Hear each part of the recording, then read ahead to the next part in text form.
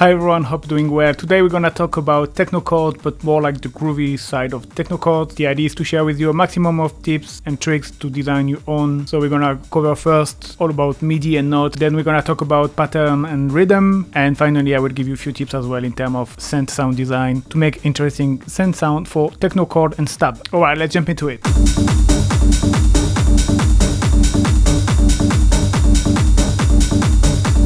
Now, if you're bad at playing keyboard and you are more like a kind of programming, sequencing guys like me, Ableton has a cool device which is called Chord, and it lets you design chord with just the press of a single note. And usually what in techno chords work well, it's a minor, so you're gonna have 3 semitone upper and 7 semitone upper, and you get a minor chord. Now, this is kind of a basic one, but you can quickly spice things up with adding 10 semitone upper or 14, and you can also combine both.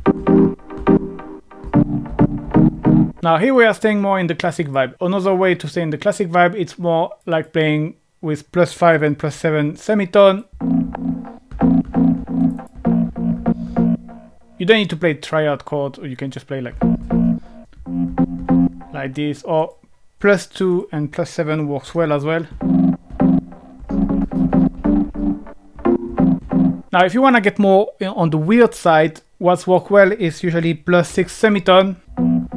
And then you can just have like +6 +7, or just +6 and an octave upper. And then again, obviously there is no secret recipe, you just have to experiment. But anytime you want weird things, +6 is great. You can also add +9 and +1. +1 is going to be even weirder.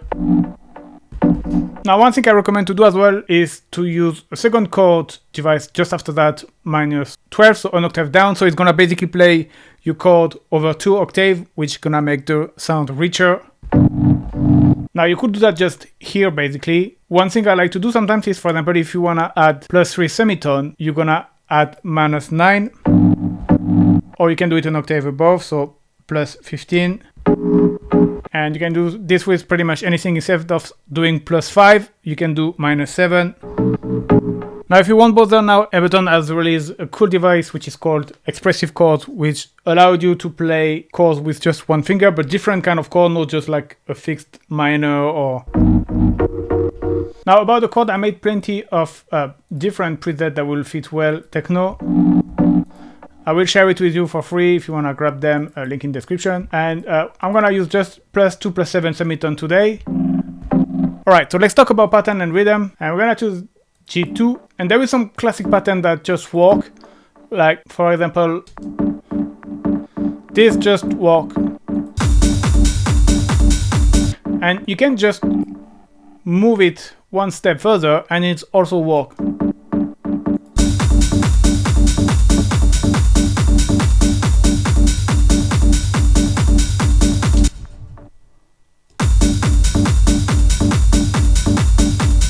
Now you can do like,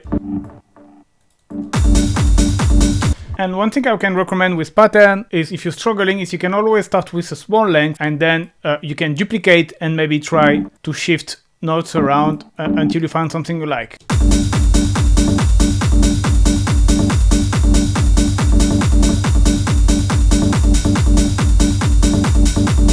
Now for groovy style like this, I recommend to stay maybe more like short pattern, as it's more effective. And for this one, we're gonna use this, but we can add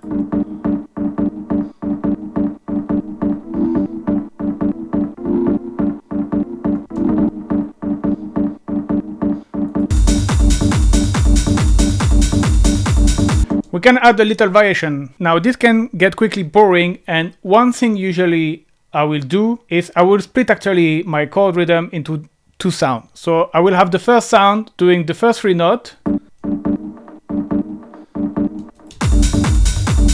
and this note I'm gonna have it answered by another synth. So I'm just gonna copy the MIDI pattern, and here I have this sound, but here instead of making this one playing, I'm gonna mute it with 0, and I'm gonna open this one,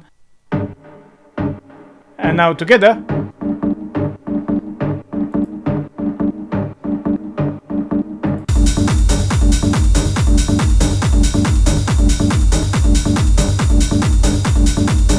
So this call and answer trick I really like. Another tips I can give you is like kind of doing micro shifting. So basically this chord, which is answering the other, we're gonna move it a little bit backward to kind of play a little bit before, like anticipation, and it's just accentuate the rhythm. So you're gonna hear.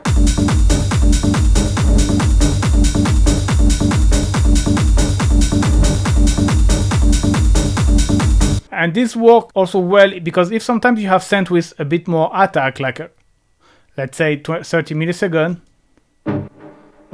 this works well as well because, you know, obviously you catch up this attack.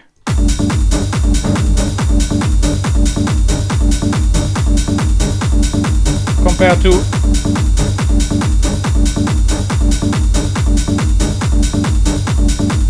so yeah, that usually works really well. Okay, another thing that it's really important and often underestimated is the length of your note. Like having it shorter or longer when you have that little number of notes and variation will accentuate the groove a lot. So you're gonna hear this one as I'm gonna make it longer and shorter, how it affects the groove.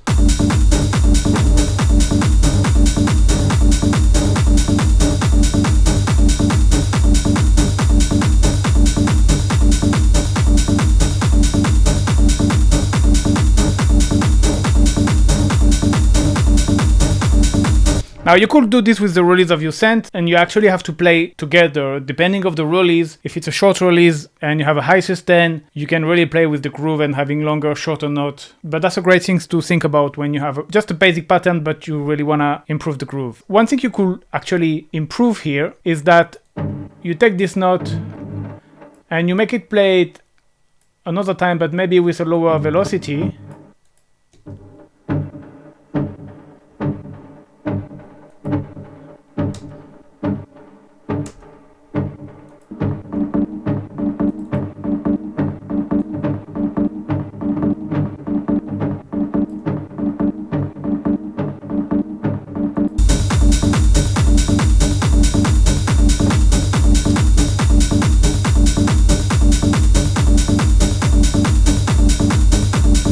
So it's kind of a ghost note, which really helps the groove. All right, now let's talk about sound design when designing chords. Obviously, there is no rule, but usually if you want like a very punchy and in-your-face stab, you want to have your attack at 0 and like the sustain to the maximum. That's what I've done here. Here I use operator to get some FM because it's usually work really well, this kind of stab, FM stab with techno.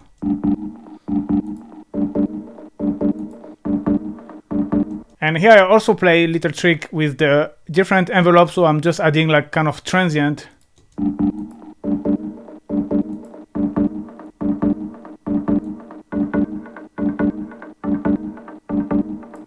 And usually also it's a kind of a classic trick where you have the low pass filter that you modulate with an envelope, quite plucky envelope where you have the sustain down and the decay around 60 milliseconds. And other sound design tips I can give you, it's using a second oscillator when you can. So here I have the second sound.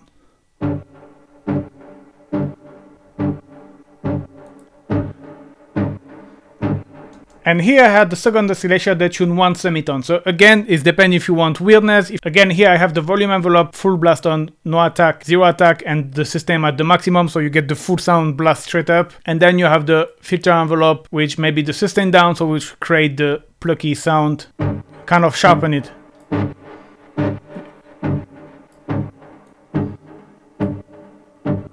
And then the release you can play depending if you play with the length note like I explained before. Now another trick is to use the Unison because you get a very nice wide detune. So if you have like just a classic poly, which is cool also, but can be interesting to use Unison also.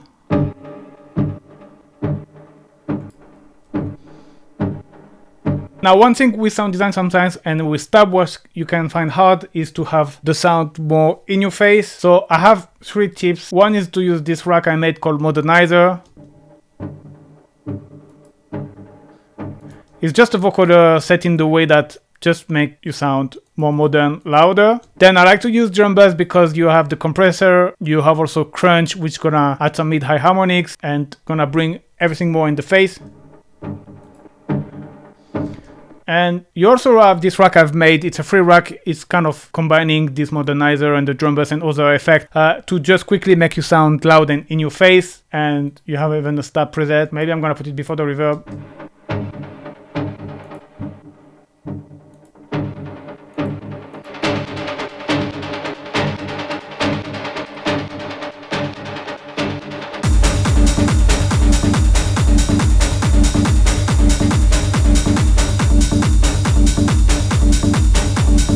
So yeah, I will put the link down where you can grab this rack.